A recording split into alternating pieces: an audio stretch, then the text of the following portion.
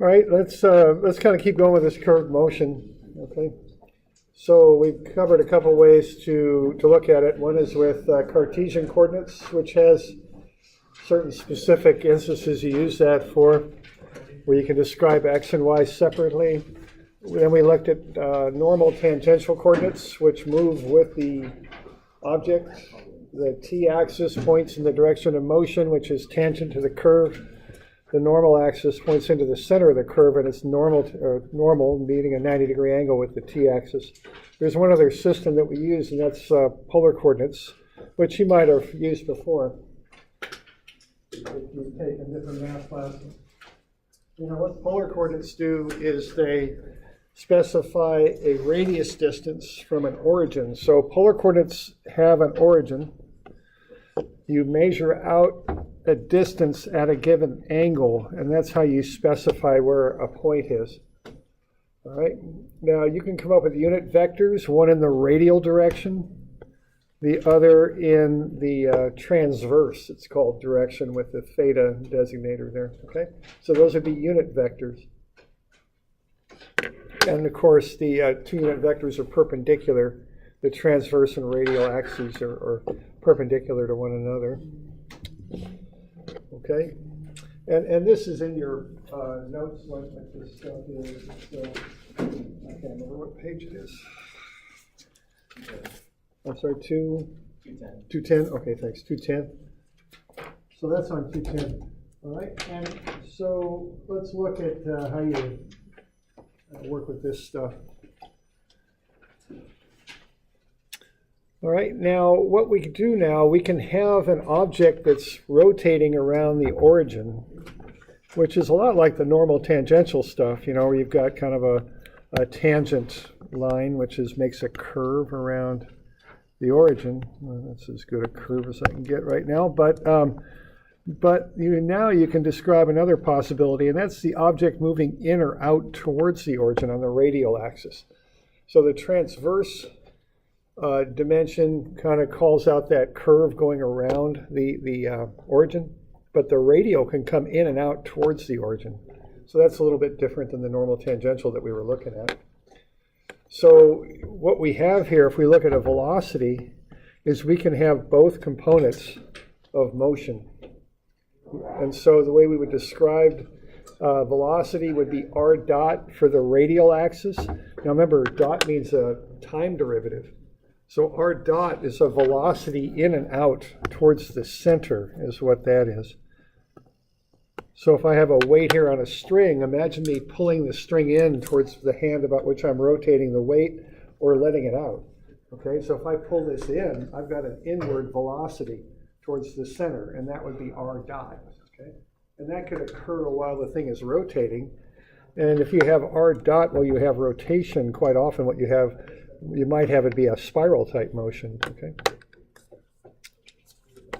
Now you can also have a transverse component of velocity, which would be r theta dot. Remember, r theta dot equals v, right? And that would be the velocity that's perpendicular to the radius. So the total velocity would be the sum of the two, is what it would be.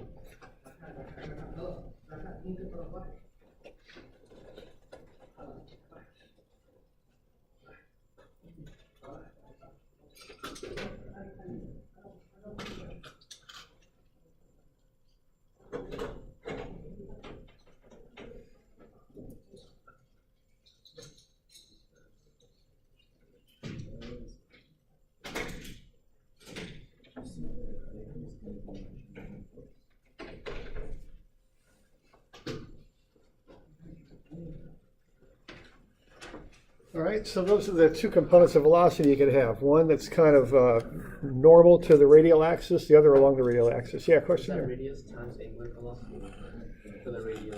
The r dot? Yeah. No, it's not. It's just r dot. It's. Oh, no. Sorry, I meant the bottom, the last one. Oh, yeah, right. That's r theta dot. Theta dot being the angular velocity in radians per second. Okay. So those are two components, and that's for velocity. Now for acceleration, you've got two components again, but each component has two terms. All right, so the radial component of acceleration, the first part I'd point out would be the r theta dot squared. That's just if the object's rotating without any change in radius length. If something's rotating in a circle, you've got normal acceleration. Okay, and what r theta dot squared is just another way to write normal acceleration. R theta dot squared is r, what that is r theta dot times theta dot. Now what r theta dot is v, and theta dot is v over r. So r theta dot squared is the same thing as v squared over r. Okay? So that's just the regular normal acceleration as something rotates. And notice we have a confirmation on that there with that sign there. See, that's negative. That's going in towards the center, and that's what normal acceleration does. Okay? But we also have the potential for a second component in the radial direction, and that's if the radius is being let out at an increasing rate. Okay?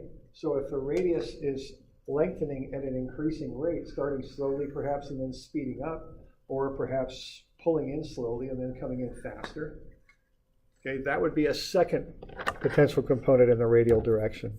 That would be the acceleration of the radius, the second time derivative of the radius. R dot is the velocity, the radial velocity. R dot dot is the radial acceleration. And that has a positive sign. It would be positive outwards, okay? But the r theta dot squared is always negative. It's always inwards, right?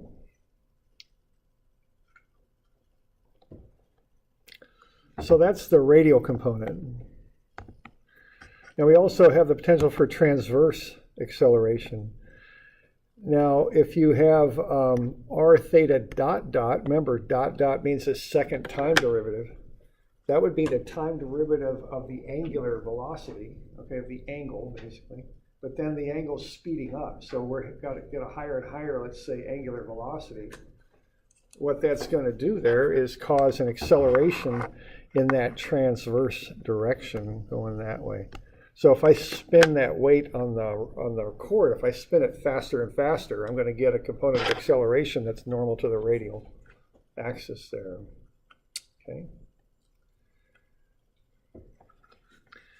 Now the other one's a little funny, but it's right there. It's 2r dot theta dot. Now v, the velocity in that transverse direction, is r theta dot. Okay. Now, if I start to have a constant velocity of r theta dot, but I increase the radius, what's going to happen is I'm going to get an acceleration, because what's happening, I'm keeping the same angular velocity, okay, theta dot, but then if I increase the radius while I do that, which would be the r dot piece, what's going to happen? I'm going to have the same angular velocity, but a longer radius. So the arc length that the particle travels through will increase for a given theta dot as the radius increases. So that creates an acceleration. The term of 2 comes from doing an integral. Okay, that kind of shows up when you integrate back to get that, that component there. All right. So what we got here are 4 components, or excuse me, 2 components, radial and transverse. Each component has 2 potential terms. And that's how you could describe acceleration in this coordinate system. So this is a little bit more involved than the normal tangential. Normal tangential is pretty straightforward, but it has the complication of the origin moving with the particle. Here we have a static origin, one particular location for an origin, but now we have the complication of all these terms for the 2 different components of acceleration. So they're kind of trade-offs there, okay? So this is another way to describe acceleration, right? And motion, I guess I should say motion, that as an object rotates.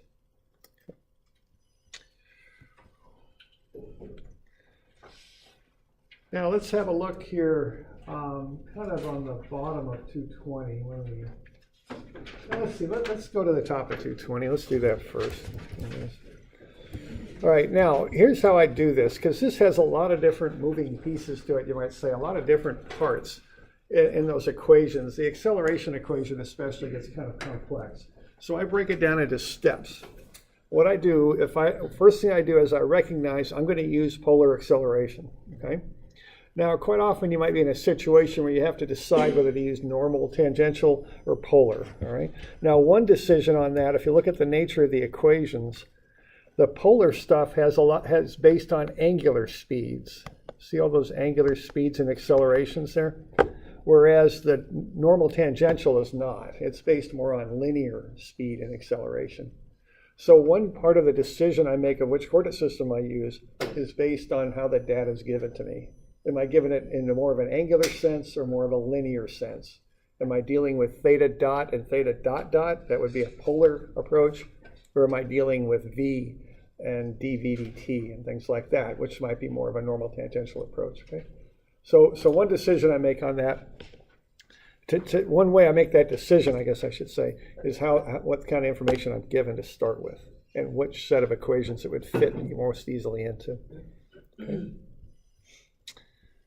All right. Now, if I decide I'm going to go polar, now polar is good for describing non-circular motion. Polar is especially good for describing spiral motion.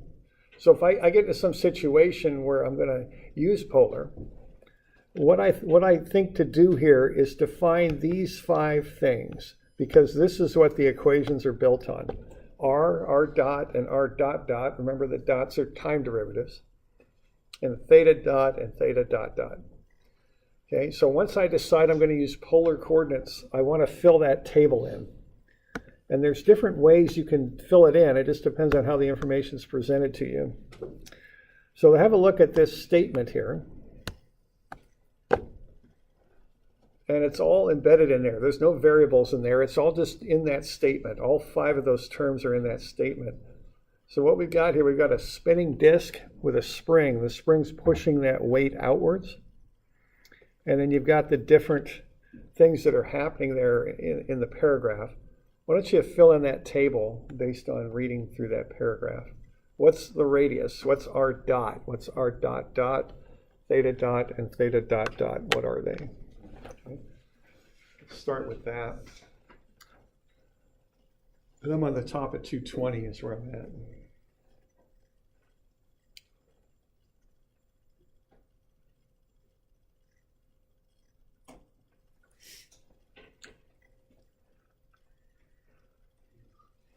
Just read through that and try and fill in the table.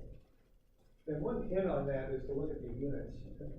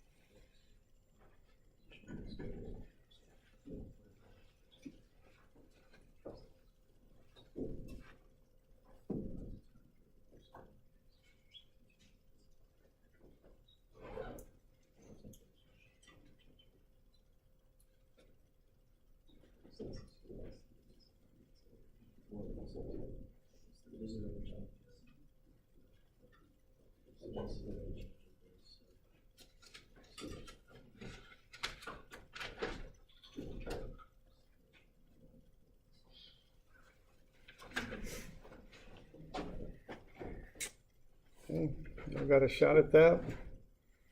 Just a matter, now the 2 things to look at are how the things are described, and also look at the units on them. That will get you some clues here, okay? So there's the radius, right? 0.5 meters. Okay. Now, r dot is a time derivative of the radius, so that means how the radius is lengthening or shortening at this instant. So I would expect that units on that to be meters per second, because it's a linear lengthening of the radius or a shortening of the radius. And look at that.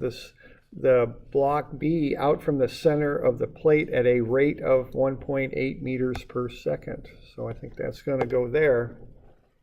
The rate at which the spring is lengthening is increasing at 1.2 meters per second squared. So that looks like our dot dot. That's the second derivative of the time derivative of the length. Okay.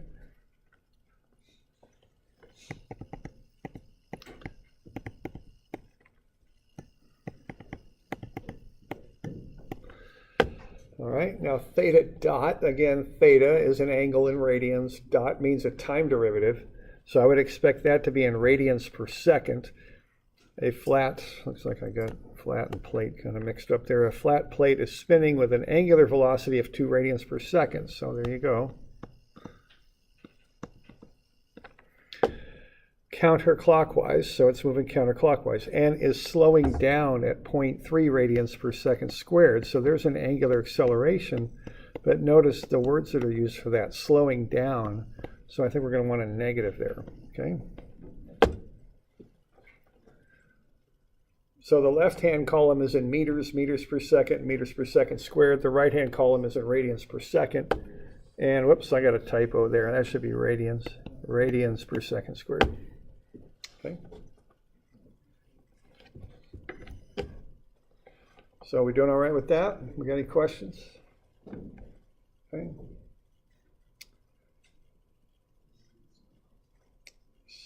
So this stuff's a little complicated to get all worked out, and when I see things that are complicated that start confusing me, I start compensating for the fact I'm not quite able to keep up with it, okay? And what I do, I break it down into steps. So step the first there is to fill in that table, because those are the 5 variables that go into the equation. If you want to find the velocity and acceleration, then you just plug those values into the equation, okay? So v is r dot, a linear speed in and out towards the center of the coordinate system there. R dot is 1.8, so v would be 1.8 u sub r. And then r theta dot, which is the speed that's transverse, normal to the radial axis. 0.5 for the radius, 2 for theta dot, so that's 1 when you multiply those together. So 1.8 u sub r plus 1 u sub theta. And that's meters per second. Okay. Now, one thing I'll point out here is sometimes people get a little confused by the subscript on the transverse direction. They think that the theta means it's in radians per second or something. It's not. It's called a transverse axis. This is 0.5 meters times 2 radians per second. So that transverse component of velocity is in meters per second. Okay. So watch out for that. That's a common misconception people have. So what I'm saying there is the transverse component of velocity and of acceleration have meters incorporated into them. For velocity, it's meters per second, even though there's a theta transcript or subscript.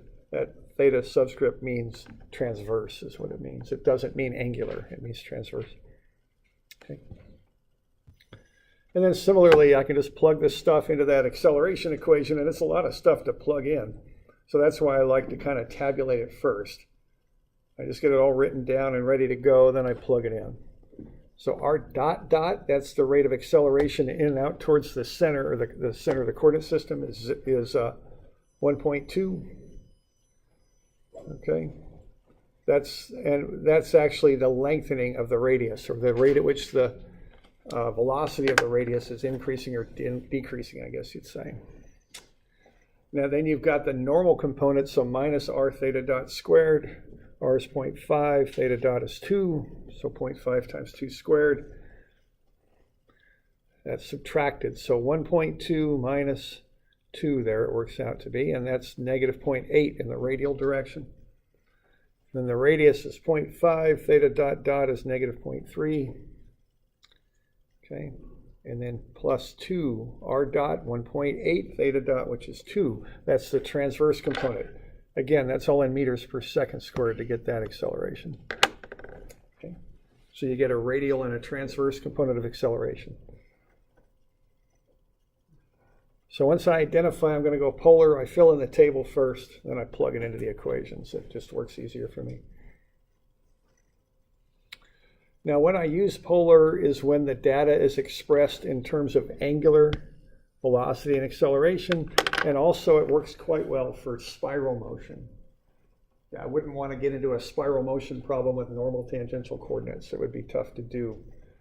So when I see spiral motion, I think polar coordinates just works better. Okay. All right.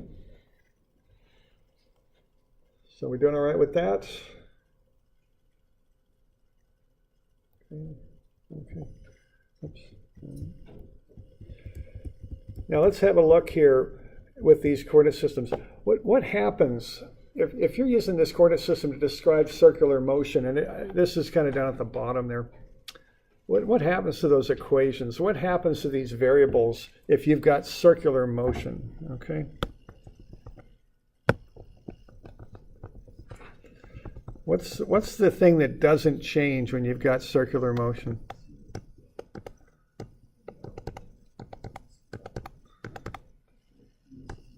Of these things here. What doesn't change with a circle? The radius. So what that means, if you got circular motion, r dot and r dot dot, which are time derivatives of the radius, they're gone, okay? So if you've got circular motion with this coordinate system, what happens is r dot is 0. So the velocity then just works out to be r theta dot times the transverse component times the transverse unit vector, okay? Now, if you take that and compare it to the, okay, so that's what happens there, okay? We don't have a radial component of velocity if we're doing circular motion, because there's no motion in and out towards the center of the circle. It's a constant radius. Okay, same thing here with the acceleration equation. This term will drop, r dot dot, because it's 0. There isn't any change in the radius. This term will drop. So the acceleration is minus r theta dot squared u sub r plus r theta dot dot u sub theta, all right? So you can use this system of coordinates to describe circular motion just like you can with the normal tangential, and I just want to point that out. It just kind of depends on what kind of data you're given. See, the normal tangential uses straight up velocity, and it uses dv dt, v squared over r. It's based on velocity, whereas the polar system is based on theta dot, okay, and theta dot dot. So I just look at which way the data is presented, and that's how that's the coordinate system I'll go with for circular motion, okay? Now remember, r theta dot squared is v squared over r. R theta dot dot is dv dt, see, for circular motion. Okay, so y'all okay with that, what I'm saying there? You can use either coordinate system for circular motion. Just pick the one where it fits whatever how the problem statement's worded. It'll work fine, okay? All right. So we good with that? Okay. All right, let's look at another problem here with polar coordinates then.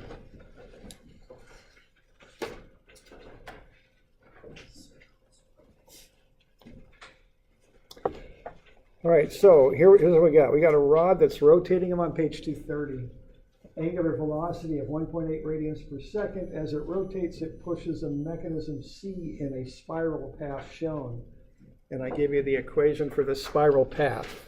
Okay, now if I'm working on something like that and I see those words right there, spiral path, I immediately think polar, okay? Because I don't want to get into that with normal tangential coordinates, because you're going to have this constantly moving origin on your coordinate system if you're doing normal tangential, and it's going to be pretty tough to do. So what I'm going to do here, I'm going to go polar, okay? Now, once I think polar, immediately what I think is I got to write that stuff down and I got to fill that in. That's the sequence of thoughts in my mind, okay? That happen once I decide to go with polar coordinates. So I've got a constant angular velocity of 1.8, and I've got r, the radius, is equal to 8 times the angle in radians. Okay. So let's find the velocity and acceleration of c when the rod is in the vertical position. All right.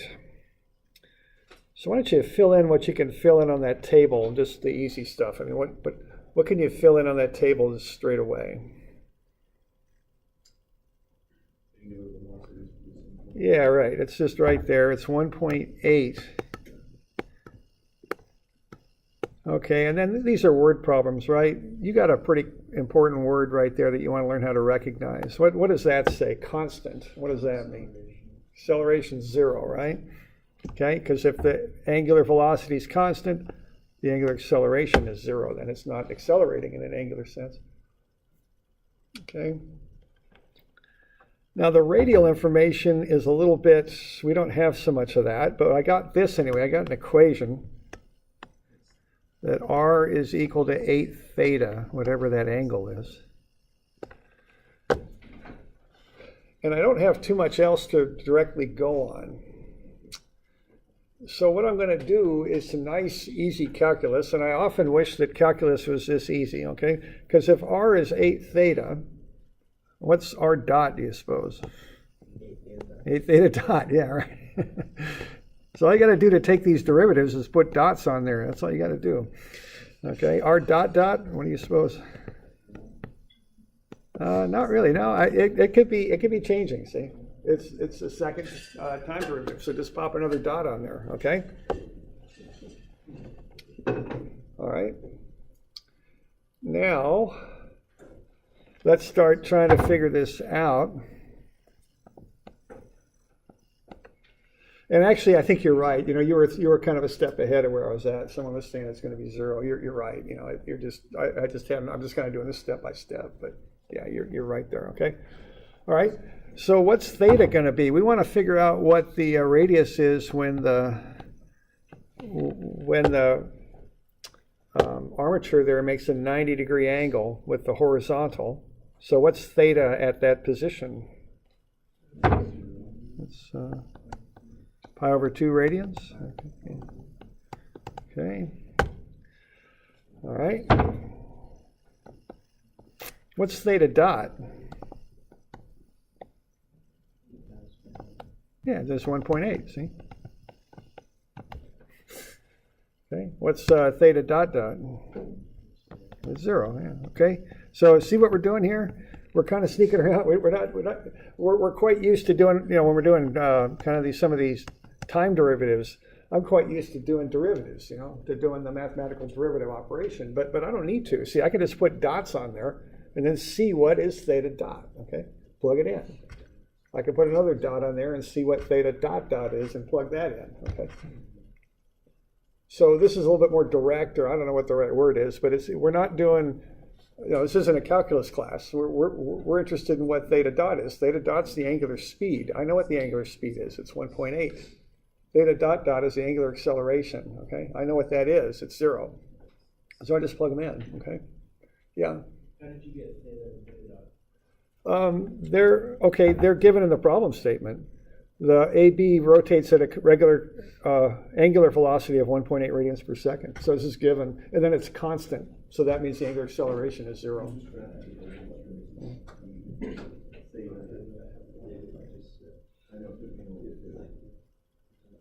We don't. He's asking about theta, like the pi over 2. Oh, theta, pi over 2. My bad. Okay. Yeah, theta's right there. 90 degrees, pi over 2 radians. Okay. And we are in radians. That's usually how we work with this stuff. Yeah. Okay.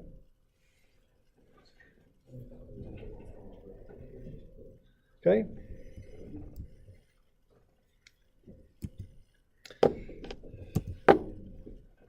Okay, so 8 times pi over 2 is 12.57. 8 times 1.80 is 14.40. 8 times 0 is 0. Okay.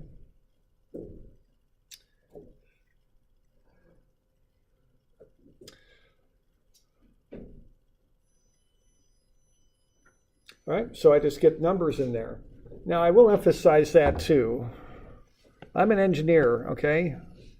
I don't know what the heck 4 pi is, really.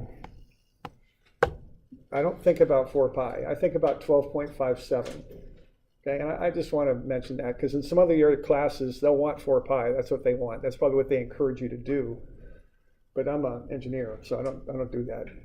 I do 12.57. I do numbers, tangible things that I build, because that's what engineers do. Okay, and I just want to just mention that. Okay, we're a little different orientation here. Okay. Does anybody have a cell phone with a thermometer on it? I'm just curious what the temperature is in here. Yeah, I know, but it's down there. It is. Okay. All right. So there we go. So 12.57, 8 times 1.8 is 14.4, and 8 times 0 is 0. So there they are. Okay. So I've got all those values, and I can just plug them in. Okay. We good with that? How we derived all that? Okay. So we're not, we're not doing a lot of straight up derivatives here. I'm just reading through the problem statement and filling in that table using it, okay? And realizing that r is 8 theta, r dot is 8 theta dot, and r dot dot is 8 theta dot dot, okay? So then I just plug everything in, okay? So r dot is 14.4, that's the radial component.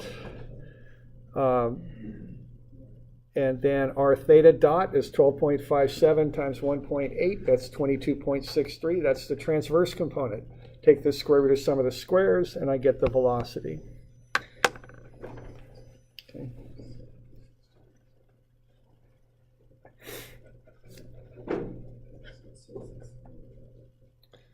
Okay, so step one was to see that it's a polar problem. That led me to, because it's spiral, I'm going to use polar coordinates. Step 2 was to fill in those 5 variables. Step 3 is to plug them in. Now, those unit vectors are perpendicular to one another. So what that means is I can use theorem of Pythagoras to find the magnitude of velocity. Okay. All right. We're doing all right with that?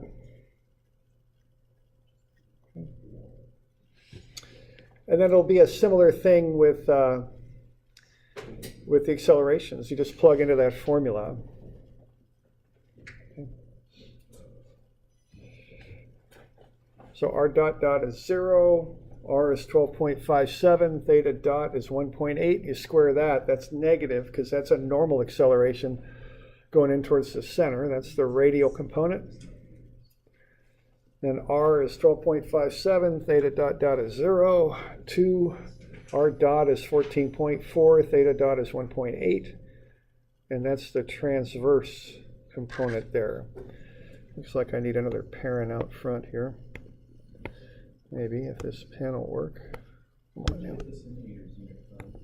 It's given. It's up top, it's in there somewhere. Yeah, sure. Where is it anyway? I can't even see it. Right in the middle. The middle? Okay. Oh, there we go. Thanks. There we go. Right there. Yeah. Okay, so we get negative 40.73 for the radial and plus 51.84 for the transverse. Square root of sum of the squares gets me 65.9 centimeters per second squared. Okay.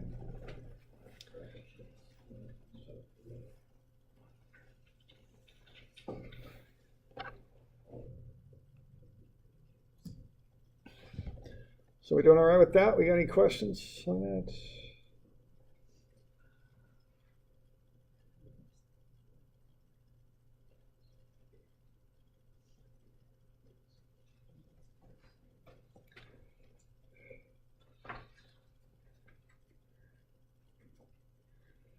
All right. Now a couple other things there. Let's have a look down at the bottom there, if we're good with this. And let's sketch this up. So why don't you take these answers that we got and put them on those graphs down at the bottom. What I'm showing there is the position of A and the spiral path.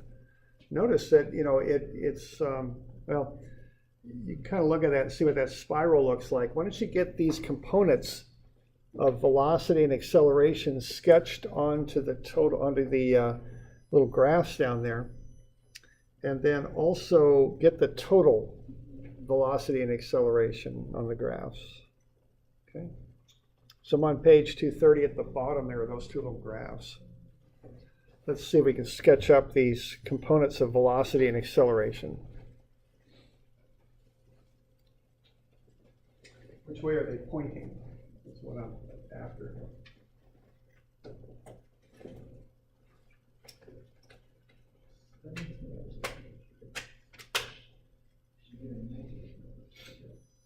Yeah, watch your signs.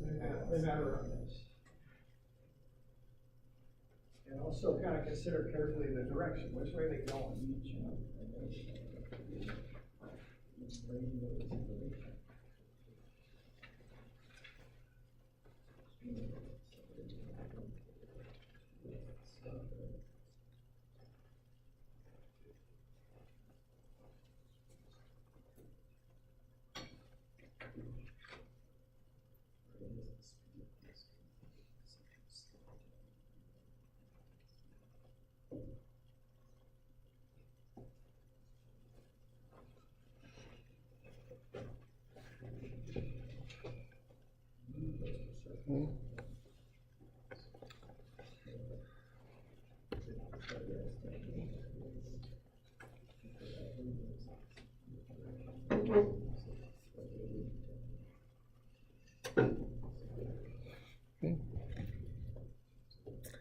We're doing all right.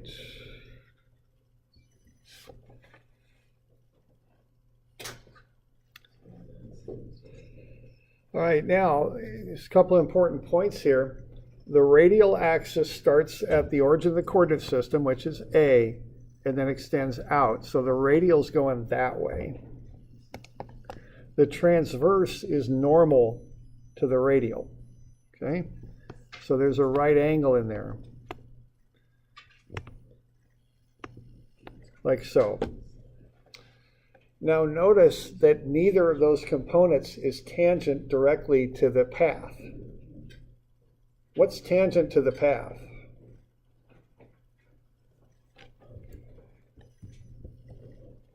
Okay. The sum, yeah, the total is what's tangent, okay?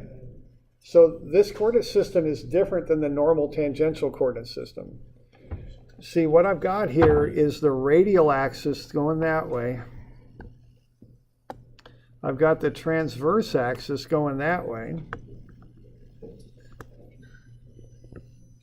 Now, if I want to get into another coordinate system, let's say the normal tangential coordinate system, what's going on with that is the tangential axis is that way, and the normal axis is normal to that, see? That's how these two coordinate systems lie on this path. They're different. Now, for a circular motion, they'll be the same. There's a lot of correspondence between these equations for circular motion. But for non-circular motion, they're different, okay? And you want to be aware of that. If you take the vector sum of the two components of the velocity, that will get you the total velocity, which by definition is going to be tangent to the circle, excuse me, not the circle, the spiral. Okay, so we want to be straight on that, okay, that these aren't the same, okay. And then the other thing I'll mention is with the acceleration, that radial component is negative. And what that means is it goes in towards the center of the coordinate system, okay? So that's a negative component there.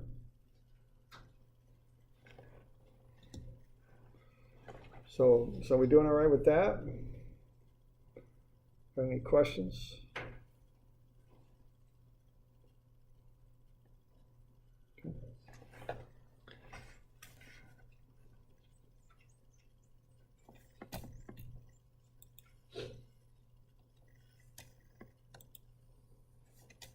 So,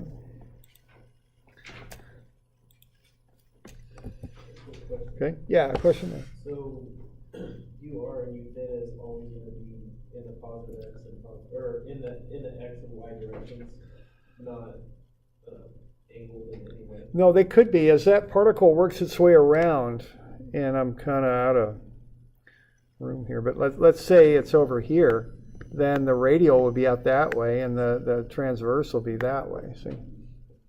So with polar coordinates, those axes kind of move about the origin to track whatever particle you're describing. Oh, so it's always about the origin. Yeah, right, but it's stuck at the origin. It doesn't move like the normal tangential coordinate system. Okay. So what you're doing there to define a position with this stuff is you're defining the angle to it and how far away it is from an x-axis, I guess you'd say.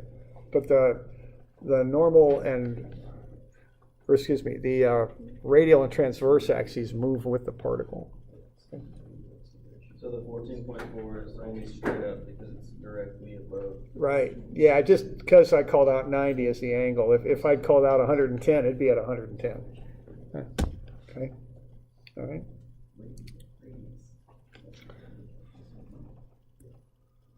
Okay.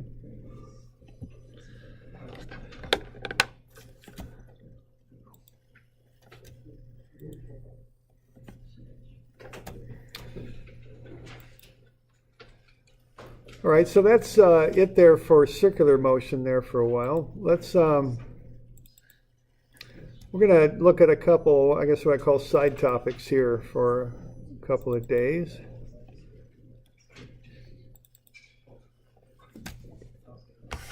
So let's look at some relative type motion. Let's look at pulley systems first. All right, so I'm on page 240, if we're okay with this stuff. Let's have a block and tackle system like this. So what we got here, we got one cable that starts here, wraps around this pulley, wraps around the big pulley, comes around the small pulley and pulls it down. So that's one cable. And let's pull it 0.4 meters per second for 1.5 seconds, and let's see how high we would lift weight B. Let's also find the corresponding velocity of that pulley B.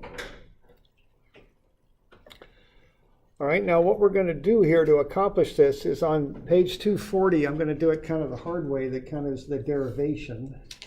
And then we're going to simplify that quite a bit on the next page, 241. But I find it easier to understand 241 if we go through 240. Okay? So the way we do this is we come up with an expression that describes the length of the rope. We have one rope here.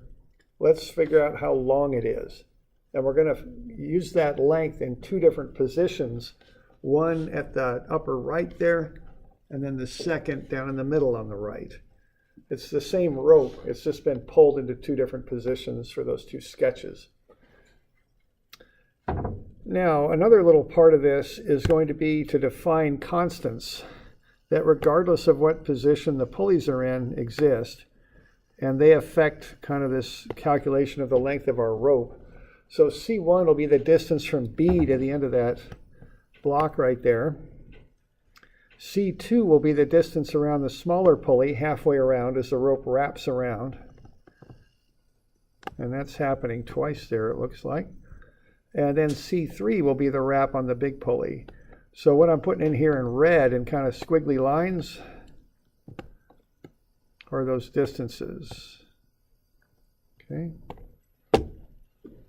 So what we're going to do is write an expression for the length of the rope in that first position. And we're going to include the constants in there. So the length of the rope will be L. And what I'm going to do then is I'm going to start with what I'm calling distance B here. Now what I'm doing to get these distances defined is I'm being kind of conscientious about that. The way I'm going to do that is I'm going to start at what I'll call a fixed datum. A datum is a plane that you measure from. If you ever do what's called GD&T for dimensioning, you'll measure often from a datum. If you do surveying, you figure up elevations from datums, fixed measuring locations, okay? So notice that A and C are both directly connected to the ceiling there, so they're fixed. So I'm going to measure from A down to B, and I'm going to call that distance B. And I'm also going to measure from A and C, they're at the same elevation, down to the end of my rope, which I'm calling point D. Okay. So if I come up with an expression for the length of that rope, it's going to be the sum of the green straight lines and then the red squiggly constants there. So I'm going to start off with the distance of B, but that rope isn't the full distance of B. I have to subtract off C1 to get the true length of the rope. And watch your copy there. I think I've got that corrected, but it might have been one of those that I never got around to. That should be minus C1. Is that the case or no? Is it good? Okay, I got that fixed. Okay, good. Then I'm going to go around the little pulley, so that's plus C2. And then I'm going to add another dB as I go down this way. Okay. Then I'm going to go around the big pulley, and that's C3. Then I'm going to go up again this way. So that's another dB.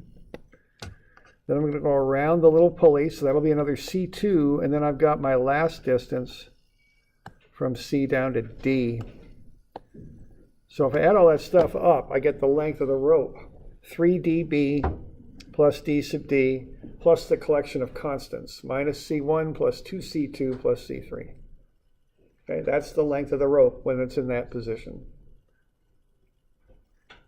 Okay. Now what I'm going to do is I'm going to pull down on that rope 0.4 meters per second for 1.5 seconds. So it's going to move 0.6 meters down. Now that's going to change my calculation here a little bit. I'm going to start off with dB, but then I'm going to subtract off C1. But now it's not dB anymore. It's dB minus however far point B is moved. So it's dB minus delta B plus, and then minus C1. Okay. Because it's not dB anymore because that pulley B is moved up. Okay. Then I'm going to have another constant around that small pulley. Okay, that'll be C2, and then I got another dB coming straight down. Then I go around the big pulley with the rope, so that's C3. Then I got another dB minus delta B. So I got 3 dBs minus delta B. I think I forgot to call out the minus D delta B on that once there. And then I'm going to go around the little pulley, so that's another C2. And then I've got D sub D, this time plus 0.6 meters, because I've pulled that down 0.6 meters. Okay? So if I collect all the terms, I get a second expression for the length of the rope in its next position there. So L is 3 dB minus 3 delta B plus D sub D plus 0.6 plus the collection of constants. Okay, why don't I give you a couple of these to do for Wednesday? We're about out of time here. So how about 151 and 152? Okay. And well, these will be due Wednesday. We'll cover them tomorrow.